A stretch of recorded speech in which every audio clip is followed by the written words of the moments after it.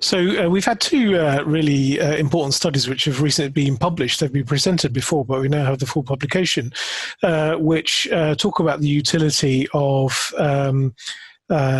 checkpoint inhibitors immunotherapy in patients with advanced lung cancer with performance status 2. Now, this group have been, by and large, excluded from the registration studies. So data on the utility of both pembrolizumab and nivolumab has been somewhat lacking. One of the studies that has looked into this is the Checkmate 171 study, which is a large international study of squamous subtype relapsed non-small cell lung cancer, which really was a large study to try and see whether the adverse events identified in relapsed squamous cell lung cancer were similar to that in the registration study, Checkmate 017. Checkmate 171 was much more of a sort of real-world type of study.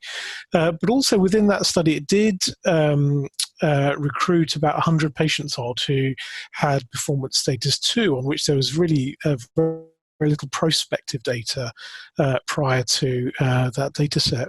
And encouragingly, really what it showed is that overall the efficacy of nivolumab, this is in Checkmate 171, was very similar to Checkmate 017, and also what we saw is that the efficacy for the PS2 population was slightly inferior to the PS1 01 population, and that's not surprising because this is a poorer prognostic group. But they didn't have any worsening of adverse events because there's some concern that maybe this population would have greater problems with the checkpoint inhibitor.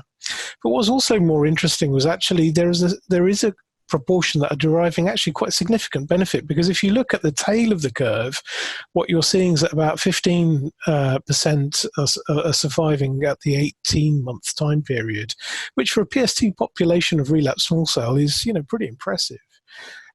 So overall, I think that was very encouraging activity to show that nivolumab can be used in relapsed squamous subtype non-small cell lung cancer. But of course, we're all using checkpoint inhibitors up front, and this is, I think, where the PEPS2 study fits in. So PEPS2 study was a dedicated study performed in the UK to look at patients with performance status 2 treated with pembrolizumab monotherapy. Now, the majority of the patients were, again, relapsed non-small cell lung cancer patients who'd failed on platinum doublet chemotherapy, but there were a small proportion of patients who had upfront treatment. And again, we see very similar data in some respects to Checkmate 171 with a overall efficacy not as good as you would expect with a PS01 population, but no real signals for problems with toxicity. And again, we saw a grading of effect with PDL1 status, those with a higher PDL1 status doing better, and a very impressive 30% survival rate at 18 months. So, undoubtedly there are a proportion of patients with PS2 who do derive significant meaningful benefit. And whether it's, those patients with disease-related symptoms or those patients who are PS2 because of their comorbidities is not yet that clear. But there are clearly a proportion of patients who do derive good benefit from checkpoint inhibitors with performance status 2.